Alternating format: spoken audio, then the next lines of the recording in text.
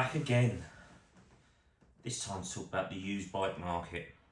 What really got me thinking about it was the new Honda CB1000 Hornet, the SP version that's coming out, for a princely sum of £10,000, which, to be fair, 10 grand is a bit of a bargain for a new bike nowadays, especially something like that.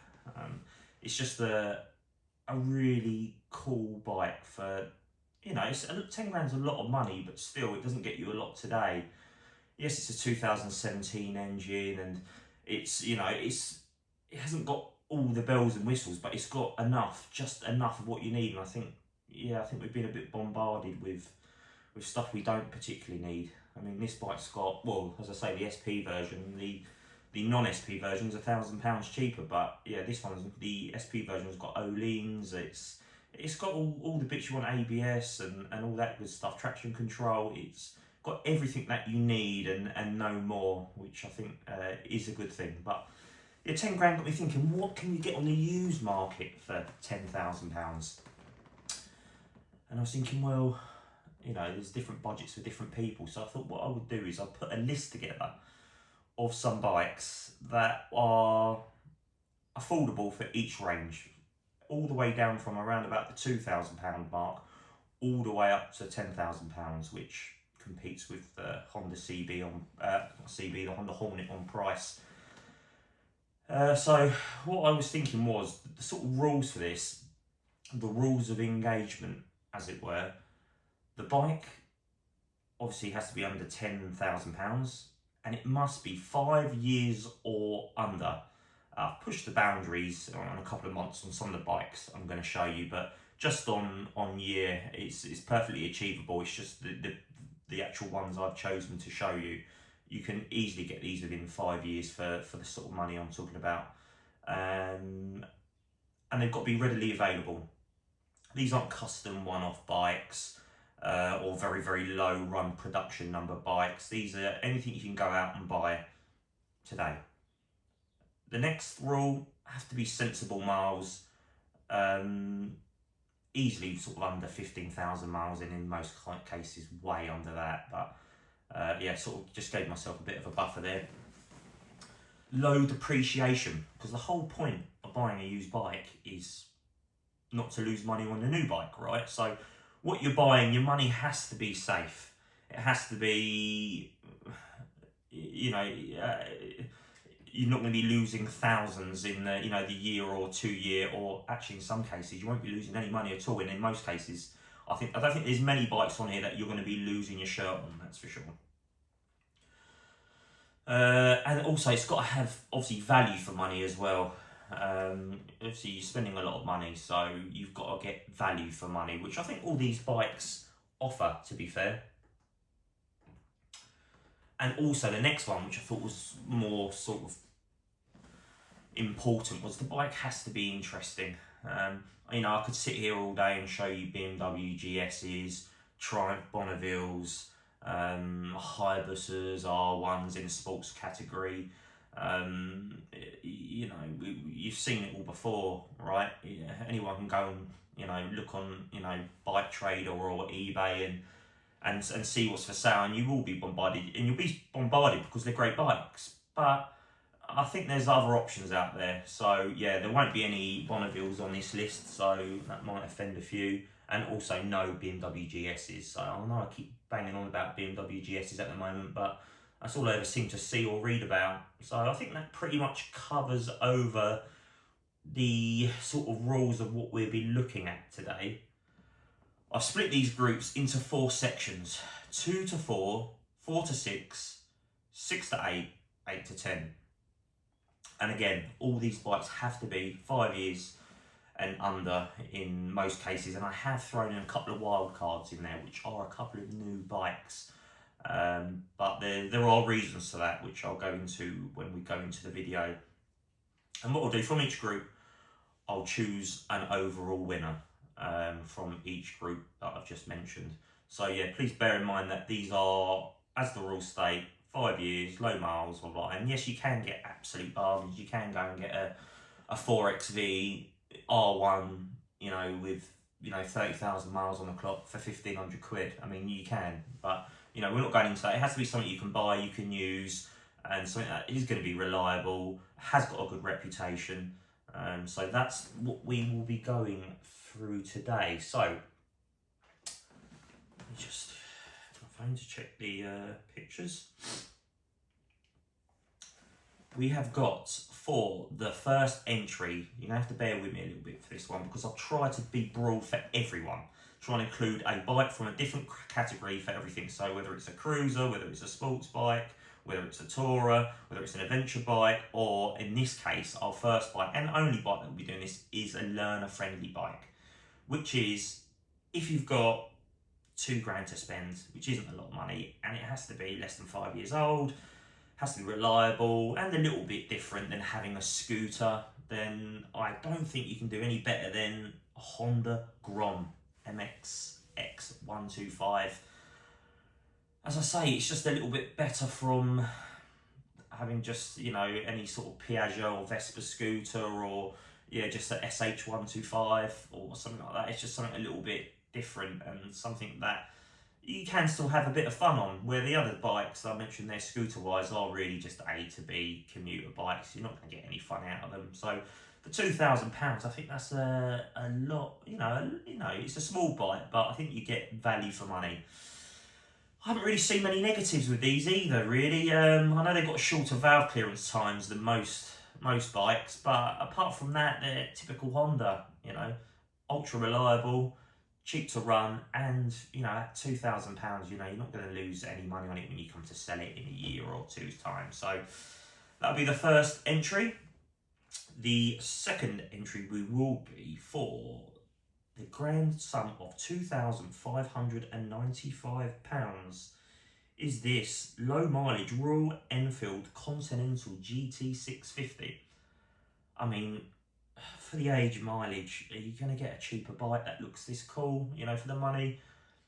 I mean, 2,595 private seller, the likelihood is you're probably going to get it a little bit cheaper than that. So it's a hell of a lot of bike for not a lot of money. I've never really seen too many issues with these, to be honest. You know, build quality, some people are, you know, and ah about, but, you know, I don't think they're any worse than some of the Japanese rivals.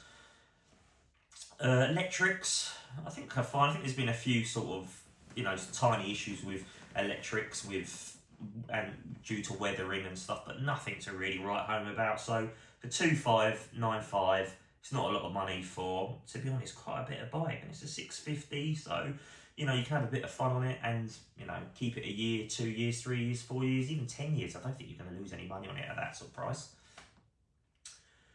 Right, for my next choice, I'm going for the Fantic Cabello. I think I pronounced that correctly. I've ridden one of these. They're so much fun to ride. 500cc. It feels like a little supermoto is what it feels like. It's lightweight. It looks cool. The brand has got loads of history, but I think a lot of people have really sort of, you know, forgotten that history. So I think, yeah, if you look into it, you'll see that they, you know, they do have a great history, these Fantics, and you know, they're great for even doing a little bit of trail riding. I mean, you're not going to be doing, you know, Romaniacs on the bike or anything. It's not that sort of style. It's no KTM, but it's, yeah, just a good fun bike that looks cool. I haven't really seen any issues with these. I've sold a couple in the past. I think we had a tail light failure or LED issue on one of them, and some people complain about squeaks to the suspension, but you know, everyone's going to find an issue with something. The next one I've got, really, this is for, again, for the new rider, someone that has just passed their test or wants something just small and lightweight and doesn't want a usual sort of scooter or low capacity bike, wants something that looks a bit cool and a bit retro. And the good thing about this is, maybe cheat a little bit, it is brand new at the moment. This is the Honda CB350. It's a lot of bike for 3,949. So air cooled, it looks cool. It's A2 compliant, so you know, if you've just passed your restricted license, you can go out, buy one of these, ride it. You don't have to restrict it, you don't have to do anything, and it looks cool. It's going to be super reliable. It's a design that's old as time. You know, I'm sure they'll bring out all types of cafe racer parts you can do with it. I think they're already available. These have been available in some countries for a while now, so there'll be plenty of parts to do all that good stuff. So I think if you just pass your test and you haven't got huge amounts of money, but you want to buy a new bike and you want something cool, I don't think you're gonna. I think you're gonna struggle, to be honest. Right, so at my choice, out of all those, I'd go for the Fantic. I think just because I think when they come out, they were a little bit punchy on the price, and now obviously they've found their level in the market.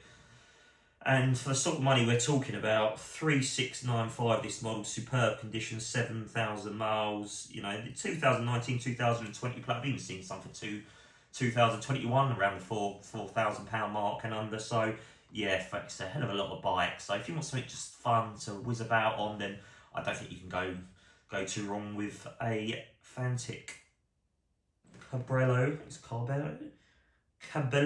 500 Scrambler. Okay, on to the next part is the £4,000 to £6,000 mark. Okay, as I said, I've tried to concentrate on bikes that are, you know, interesting, that, you know, people will go, oh wow, that's, you know, quite a cool bike. That's why I've I've ridden and sold quite a few of these. It's the Kawasaki W800, which for the one I'm showing here, 4299. I mean, what Bonneville are you going to get for 4299? I mean, something that's been in your granddad's shed that's still on carbs, that's probably done 15, 20,000 miles, and it's probably a little bit dogged. I mean, you can find cheaper Bonnevilles, but I mean, if you look today, I mean, the cheapest you can buy a Bonneville for really is around the sort of 3,500 miles for something that's not going to fall apart. And you're talking from 2002 onwards. So for the age, I think this one's a 2020 or maybe 2021 actually, 5,000 miles. It looks fantastic. It's ultra reliable. It looks, to be honest, I sort of prefer it to a Bonneville because you don't see them. Everyone has a Bonneville, you know, and that's the thing. It's to have something a little bit different. I think it's really, really cool, and I think that's where the W800 comes into its own. It's very robust. There's nothing that's really going to go wrong with it, and yeah, you don't have to have a man bun to own one. Like I think some Bonneville owners probably do, some Shoreditch Samurais. So, but I do love the Bonneville, but the sort of money they are and value for money, I'm going with the W800 there. So the next one on my list is a ADV 350 Honda. So I had to put a scooter in the list. The only scooter there is in the list is this one. I don't think there's a cooler scooter you can buy, to be honest. An adventure style scooter. I mean, I'd love to have been in the marketing meeting when they come up with this one. But it worked, and it's worked fantastically well. I don't think we really get these type of bikes in the UK. You know, I love these, and I love T-Maxes and all that sort of stuff. I absolutely love those type of bikes. If you go anywhere, you know, on the continent, you go to Spain, France, or Italy, I mean, this is all you'll see flying about, these ADVs and, you know, as I say, the Yamaha T-Maxes, etc. And I just think they're a little bit lost on us. I think it's probably due to our climate where, you know, this you can sort of use all year round. You can use it as a commuter. You can use it as a, you know, bit of a fun bike around the mountains. With us, I think most of us have bikes that we just ride on sort of high days and holidays and, you know, when the weather's really good. So we want something that little bit more special and, to be honest, a proper bike. But for $3,950, if you're just after something to twist and go, and yeah, you want a bit of a commuter as well, and you want something ultra reliable, then I don't think you're going to go wrong with one of these. I mean, I've heard that people say that there's buffeting at high speed, but I mean, I don't know what people are considering high speed. To be honest, are you going to be wanting to go any more than 60 miles an hour on one of these anyway? I mean, 70 at a push, so, you know, you're not going to be breaking any world records. You've got all keyless and all that sort of stuff. So I've heard a couple of people say they've had an issue with the keyless system, but out of the thousands and thousands of bikes they've sold, people are, as I say, always going to find an issue. Right, so for the next bike I have chosen, it is the Triumph Trident 660. I've ridden one of these as well. I absolutely loved it, and I really think they're a little bit overlooked, to be honest. I mean, you could even put these in the sort of same league if you were sort of wanting to commute as a CB 500 or something. You know, there's some sort of, you know, bike, you know, CBs out there that are, you know, they are this sort of money for this sort of age. Yes, you know, they're going to do the commuter side better, but I don't think you're going to have more fun on something like a Triumph Trident. You know, especially for this sort of money, I think, to be honest, it's a bit of a bargain. It handles so well, it's quick enough. I mean, you could even do a track day on it if you wanted to. I mean, it's all things to all people. So yeah, I think it's a great plate. And this one, a 73 plate with under 2,000 miles for 5,750. I mean, you know, the likelihood is you're going to even get a bit more off that. I mean, if he's a motivated seller, you might even get it for $5,000, which, I mean, that's a hell of a lot of bike for $5,000. Right, so our next one on the list again is I've seen this still come up actually online. I think he's got 2 or 3 for sale. Brand new. The grand sum of $5,399 is the Honda CRF 300L. Brand new, unused, for $5,399. I mean, that's incredible. I mean, if you want something that you want to, you know, use, you know, as I say, to commute again, or you want to do a bit of green laning, or you want to just have a bike that's comfortable to ride, that you've got a good viewing position from, and you can have loads of fun on as well. It's got enough power to have fun on. I think, to be honest, it's an absolute bargain for a brand new bike. Obviously, we are really talking about used it, but I thought I'd have to put that in there for what you can get for half the money of the Honda Hornet 1000 SP. Right, also I did have to throw a little bit of a curveball into this one. I've gone a bit overboard, and I have put another one in this list, which I think is worth a mention. It's the BSA Gold Star. I mean, the market, the bottom is just falling out the market on these. It's unbelievable. You can buy, well, they say they're pre-registered, they've got 1 mile on. Brand new 74 plate BSA Gold Star. I think they come out, they're like 6, 7. You can get the one with the shiny tank and shiny mudguard for an extra, you know, couple of £100 or whatever. But this, yeah, for £4,000 I've seen them. £4,000 for a brand new bike with a 2-year warranty. I think you can even extend that as well with BSA. I mean, and I think they look fantastic. I've read some comments from people, you know, online about, oh, it's not a real BSA. Well, no, it's not a real BSA. You know, the people who put these together are unfortunately not with us anymore. So to say it's not a real BSA is, you know, it's taken all the highlights from it. Yes, there isn't, you know, a guy smoking a cigarette with a British wheel, you know, putting together your mudguard, but you know, it's also people don't want to pay for that anymore anyway, so they want to pay, you know, for cheap manufacturing. So I think for what you get for £4,000, I think it's an absolute bargain. So what do I choose out of all those? Oh, well, because part of this rule as well is this is a one bike garage. So you've got to think, what am I going to do with my one bike? My one bike's got to be pretty versatile. So I've gone with the Trident. It was a close one with the Honda, to be honest, but I've gone with the Trident because you can do absolutely everything on that, apart from where the Honda can do a bit of green laning. Alright, on to the next 6 to 8k range. Right, okay, well, we had to have a cruiser in this list. And the cruiser I've gone for meets all the criteria I've specified and is long in the tooth to say it politely, but it's the Harley Davidson 48, and it's the older 48, the older Sportster 48. The reasoning behind this is values are on the way up. They certainly are. I mean, the same type of bike 2 years ago was, I'd say, 1,500 to £2,000 less. Because they've stopped making this one and they brought out the new Sportster, which is a great bike, and for the same sort of money you can have a used one for a top Harley 48 in comparison. But I think you'd be missing a trick. I think this is really what to go for, is this year Harley 48, they made them to around about 2021. There might be a few that sort of carried over, but they sort of made these from, I think, '08 and a little bit before and onwards, all the way up. So there's no real changes with them all the way through. Yeah, you get different graphics, different paint, bits and bobs, but the engine, electric, and all that sort of stuff's pretty much the same. Typical Harley though, what to look out for: oil leaks. You can have oil leaks, it's a Harley. It's sweating power, it's not an oil leak. Electrical gremlins, I don't think there's massive sort of stuff, you know, to worry about with them, because they've been out for so long, and you know, they are versatile as long as they've been looked after. You know, the belt drive, quite a few people do chain conversions and stuff. You know, they customise them, which rarely for a bike, customising can actually benefit in price. I mean, there's a very, very few bikes that is actually the case.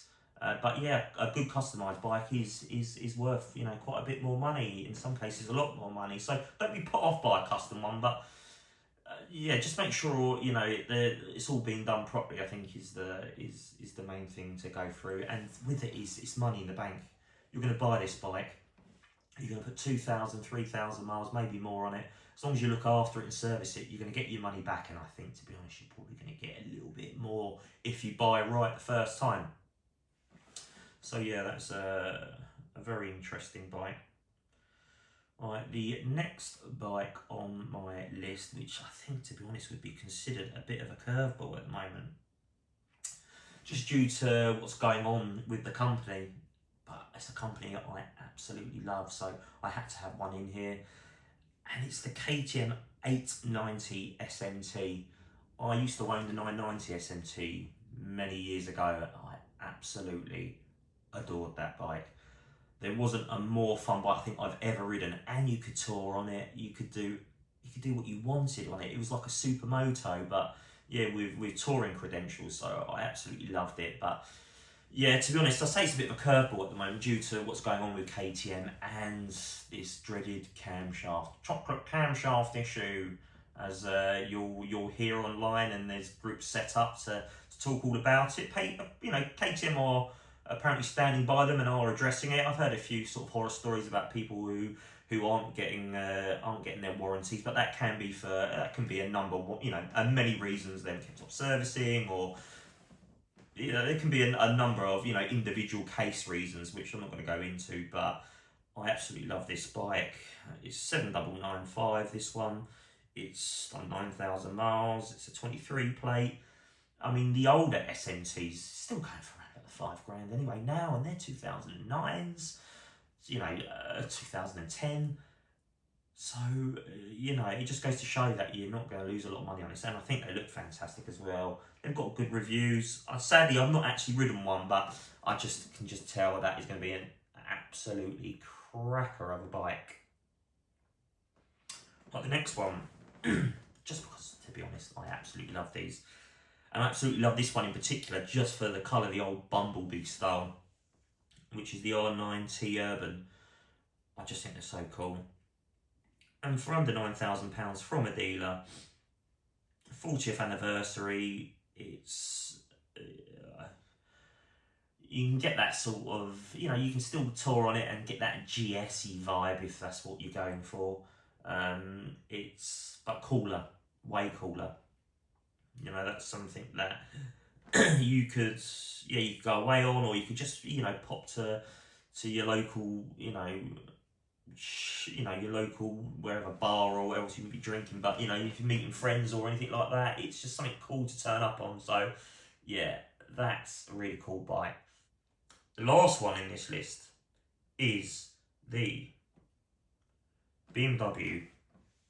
It's not an S1000, it's not a GS, it is an XR1000. I love these bikes. This is the quintessential do-it-all bike. It's got silly horsepower, silly comfortable.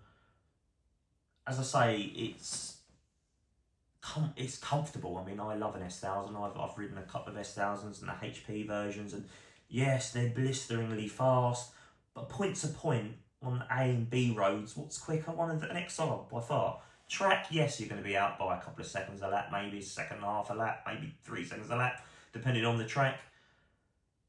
But you know, it can actually do track days as well. So, but I mean, I think on the road and in 99% of cases, an S1000 XR is going to be quicker.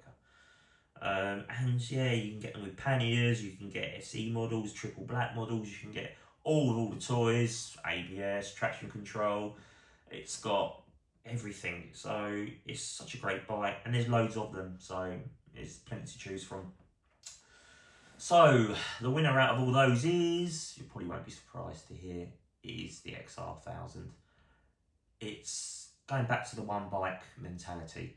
I mean, there isn't a bike that does absolutely everything. That's why, quite a few of us have more than one bike. We have a few bikes because they do different things.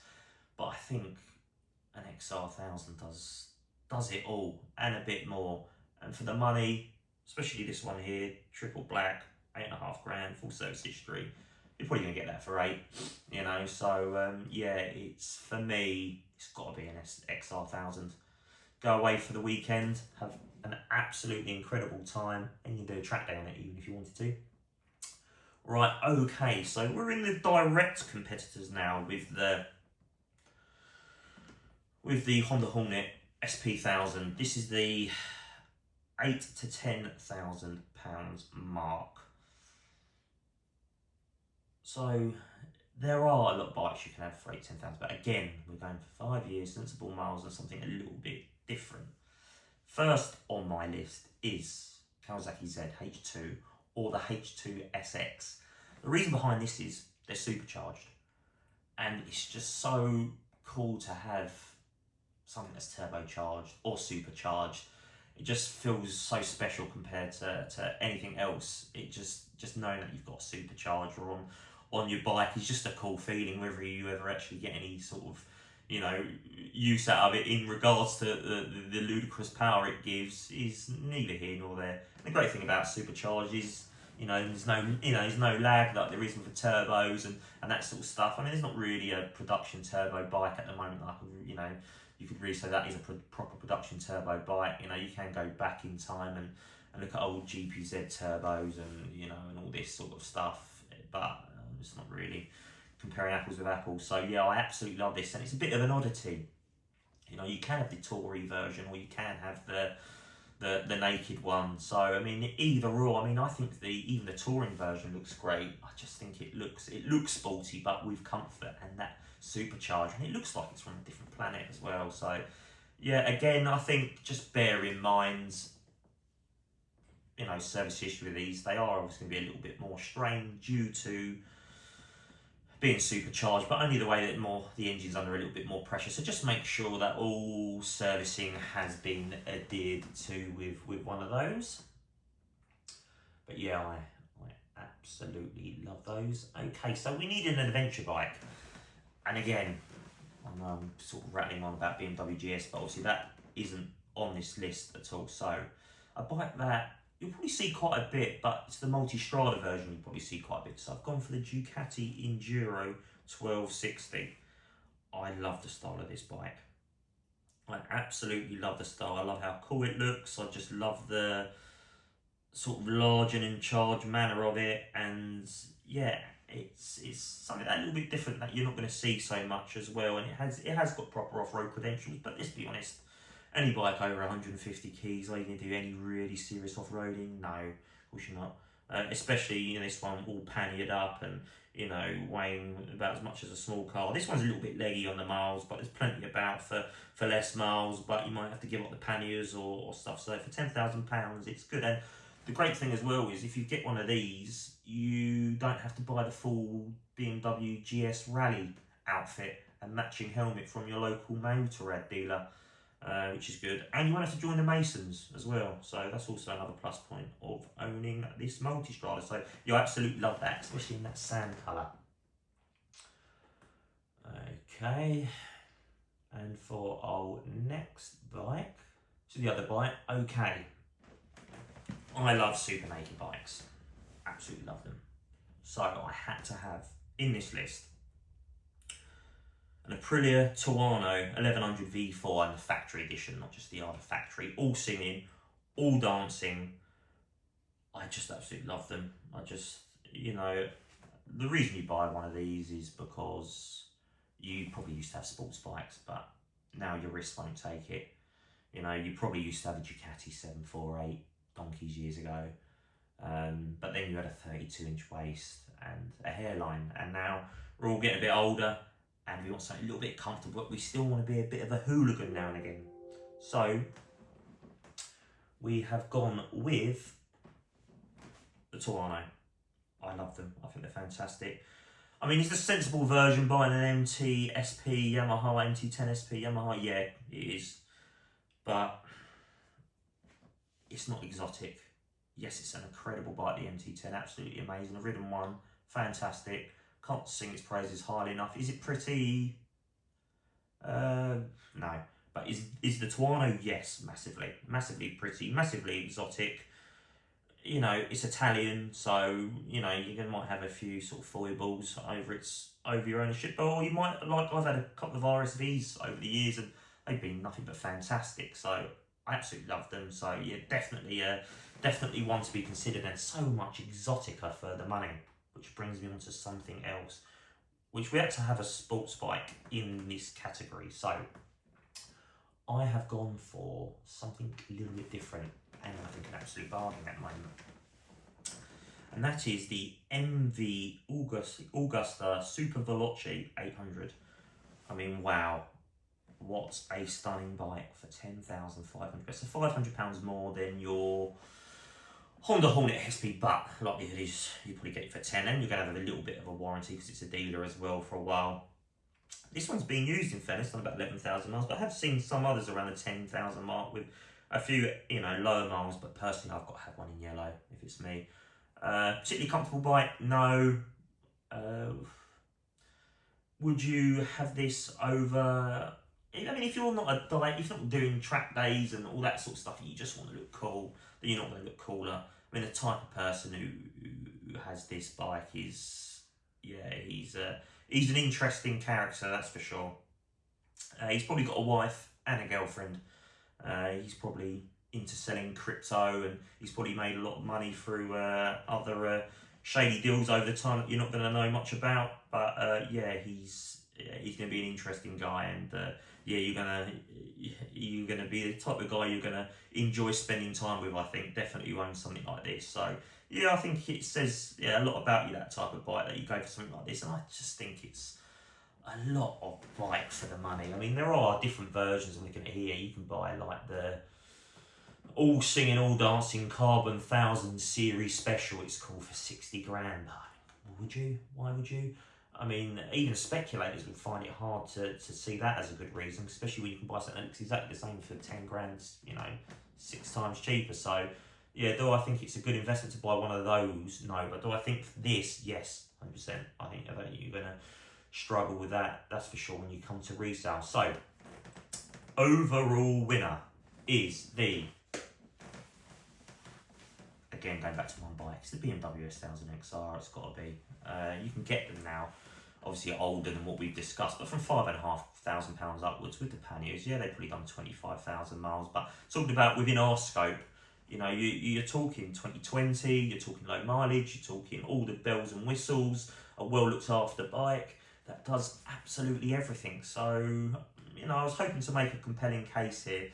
Would I go for a brand new Hornet 1000 SP over a used XR1000? No, I'd go for the XR1000, I think. I mean, it's great to have a brand new bike, but yeah, I think that's the bike to go for, personally, with all the criteria that's been set here. So, if you want more videos like this to do with classic bikes, modern bikes, or what I think are absolute bargains, or what I think are going to be depreciation-free